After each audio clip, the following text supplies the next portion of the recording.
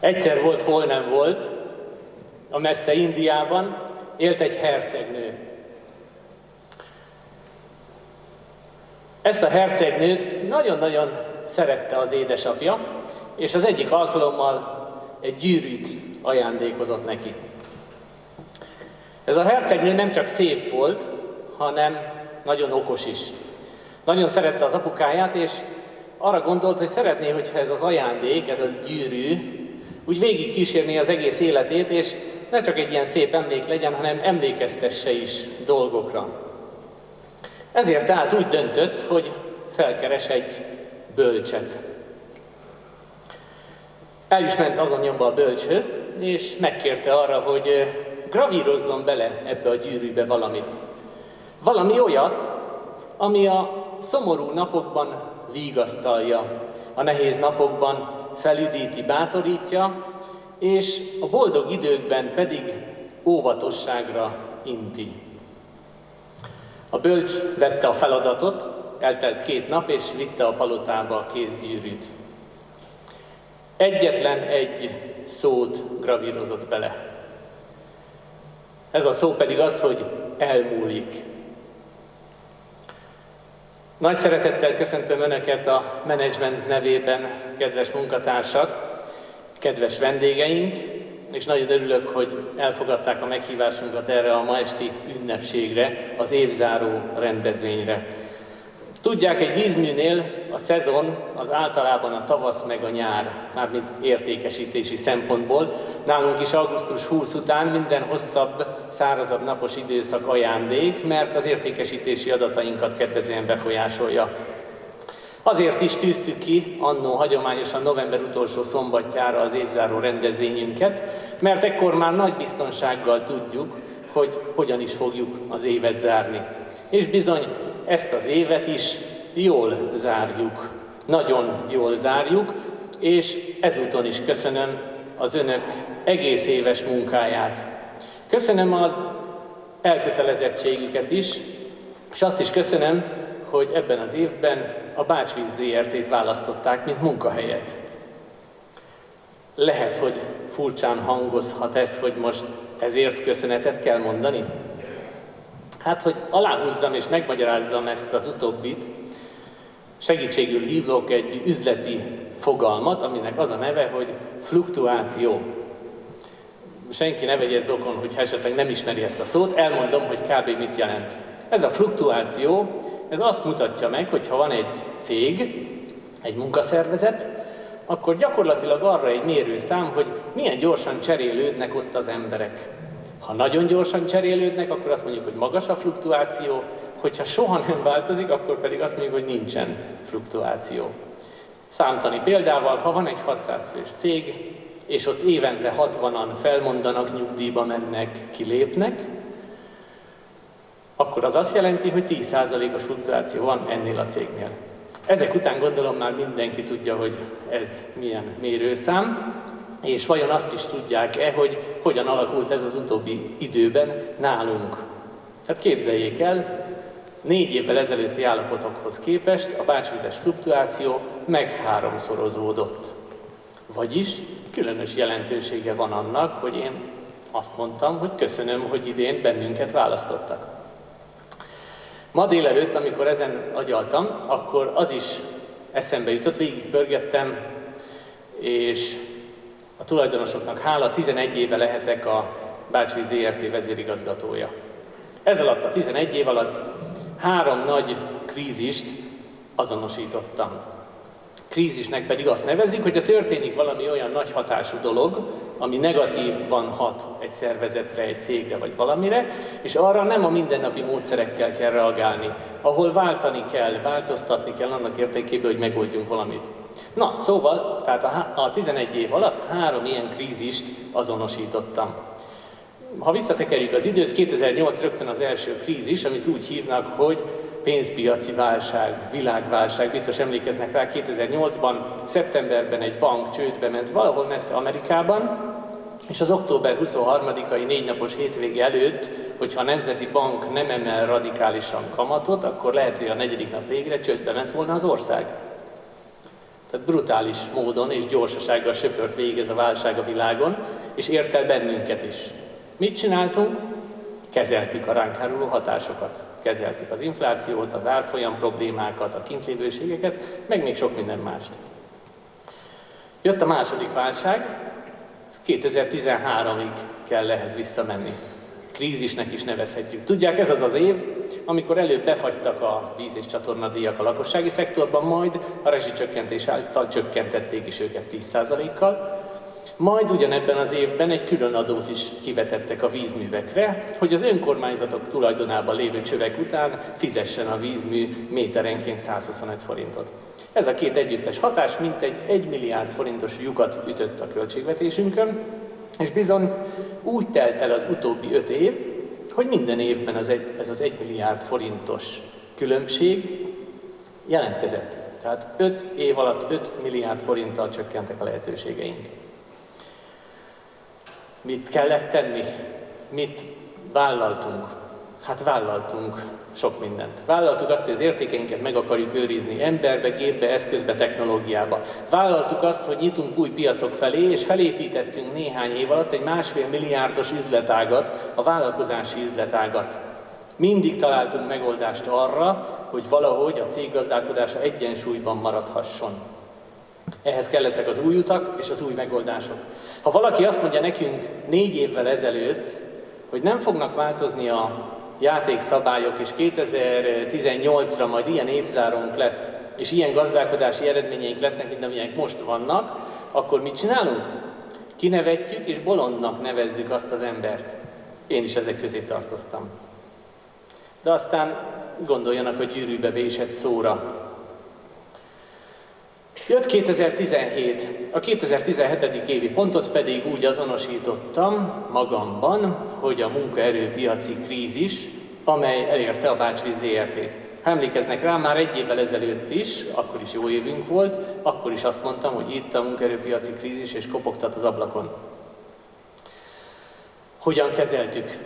Mit tettünk az utóbbi 1 évben? Mit tettünk 2018-ban azért, hogy a Bács-Víz munkaerő megtartó képessége javuljon, hogy ez a cég továbbra is egy jó munkahely, vagy még jobb munkahely lehessen. Nos, emeltük a béreket januárban, emeltünk bért júliusban, és ma már azt is tudják önök mindannyian, hogy emelni fogunk jövő januárban is, és mindenki megkapta az ezzel kapcsolatos okiratot, a munkaszerződés módosítását. Azért, mert valljuk, és azt gondoljuk, hogy jobb a sűrű fillér, mint a ritka forint.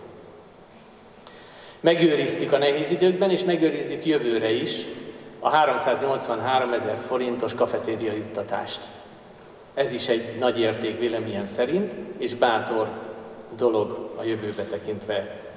Jutalmat fizettünk, nem jutalmacskát, hanem jutalmat.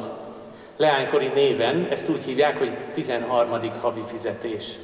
Csak ugye, amikor leánykori néven neveztük ezt a fogalmat, akkor az jár kategória volt, kollektív szerződésben rögzített dolog. Most pedig arról szól a 13. havi, hogy vajon tudunk-e évközben úgy gazdálkodni, tudunk-e olyan árbevételeket elérni és olyan költségeket csökkenteni, hogy évvégére maradjon a kalapban valami, amire ráfoghatjuk, hogy jutalom. És ha az elég nagy dolog, elég nagy valami, akkor azt úgy hívjuk, hogy 13. havi fizetés. Nos, mindezek mellett meghirdettük az egészségügyi prevenciós szűrést is, és bízom benne, hogy sokan jelentkeztek és élni fognak ezzel a nem mindennapi lehetőséggel. Jogosan feltehetik a kérdést, most, hogy soroltam ezeket a számomra szép és pozitív érzésekkel tarkított gondolatokat, hogy hogyan tehettük meg mi ezt? Mi volt ennek az ára? Mi az ára a válságkezelésnek? Egyáltalán miért vagyunk mi még mindig talpon? Azt gondolom, hogy itt a választ, itt 4 fele fogom osztani, hogy miért vagyunk talpon és mi volt az ára. Azt gondolom, el kellett viselni a változást, és alkalmazkodnunk kellett hozzá. Tanulnunk kellett új dolgokat, szervezetben, technológiában, ismeretben.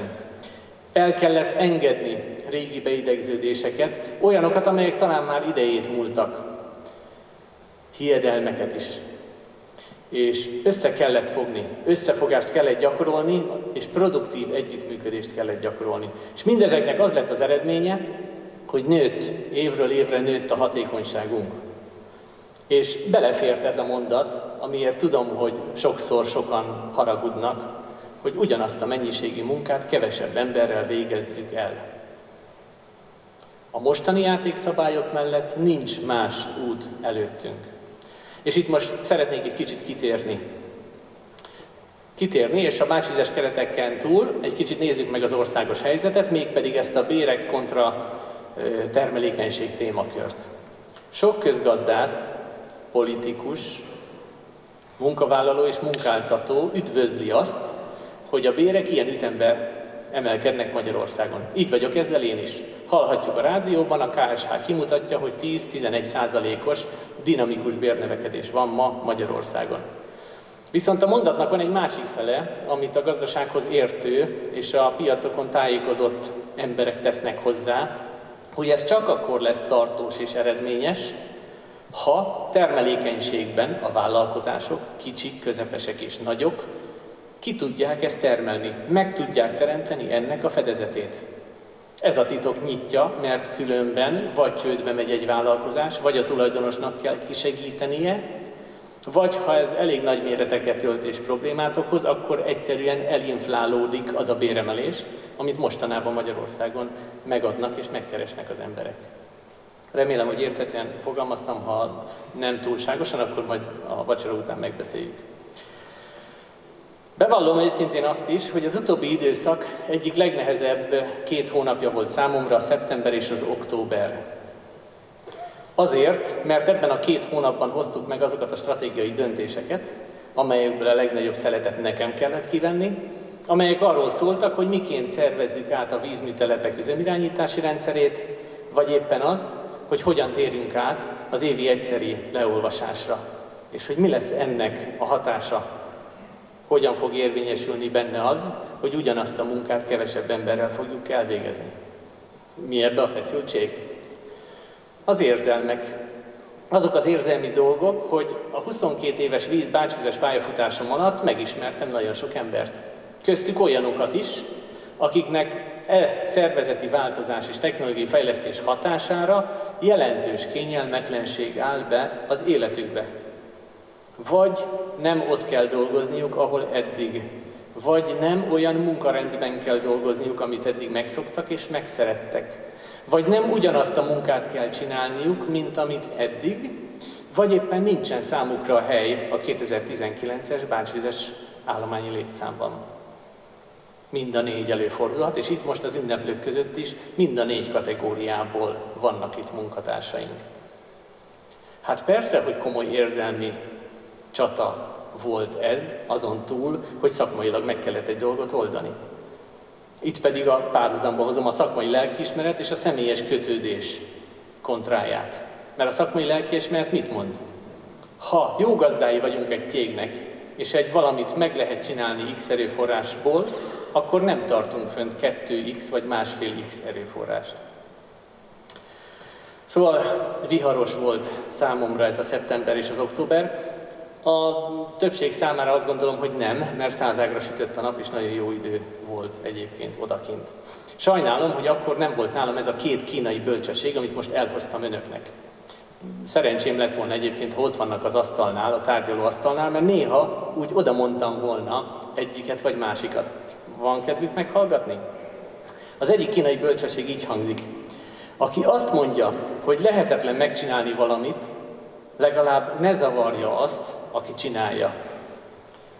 A másik pedig azt mondja, nem csak azért vagyunk felelősek, amit megteszünk, hanem azért is, amit nem teszünk meg. Fontos döntéseket az üzleti életben nem lehet pusztán érzelmi alapokon meghozni. Egy cégnél nem tudunk egyszerre mindenkit boldoggá és elégedetté tenni. De ha valakinek esetleg sikerülne is, gondoljon a gyűrűre, a gyűrűbe vésett szóra. Akár a boldogság van, akár a nehézség van per pillanat az életében. Steve Jobsnak, az Apple alapítójának, egyik alapítójának tulajdonítják e témakörben az alábbi mondatot. Ugye ott is szóba került, hogy boldog és elégedett alkalmazottak tudnak igazán kreatívak lenni és kiváló termékeket megálmodni, létrehozni. Szóval ő azt mondta erről, hogy hogyan lehet-e boldogságot hozni mindenkinek. Aki munkája eredményeként mindenkinek boldogságot akar hozni, az menjen fagyi árusnak, ne pedig vízmigazgatónak, ezt én teszem hozzá. Na, de megyünk tovább. Mire lehetünk büszkék? Jogosan feltehetik ezt a kérdést is. Mire lehetünk büszkék? Mit értünk el 2018-ban? Kicsit részletesebben, mint hogy azt mondom, hogy jó évet zártunk. Tavaly hosszan soroltam a számokat, most nem teszem. Egy számot sem fogok mondani. De a legfontosabb, pozitív eredménnyel zártunk. Megnyertünk egy országos szakmai versenyt. Bevezettünk új technológiákat, sikerrel tértünk át az új minőségirányításra, és van csapatunk. Van csapatunk, van összefogás, van bajtársiasság, van elkötelezettség. Csővári kollégával találkoztam, a Lőrik Lacival nem. Lehet, hogy azóta már itt van, a listán rajta volt.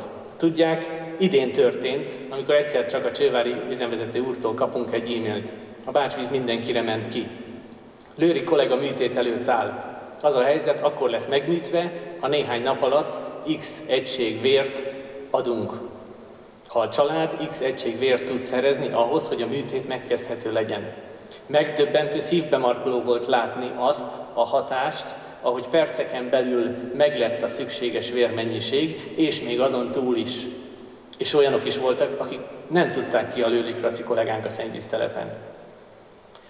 Én büszke vagyok arra, hogy ilyen kollektíva részese lehetek, és bízom benne, hogy leszek a jövőben is. Na, foglaljuk össze, mert talán hosszú vagyok. Összegzés, a jövős sikereinek titka, válság ide, válság oda, vagy krízis ide, krízis oda.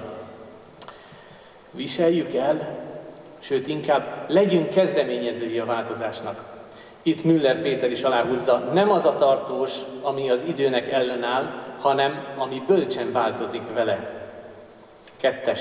Tanuljunk, képezzük magunkat. 3. Engedjük el az idejét múlt beidegződéseinket. Na, erről eszembe jut egy tanmese, egy másik tanmese. Bocsi, Afrikában tudják, hogy fogják meg a majmokat? Nagyon érdekes szitu ez is.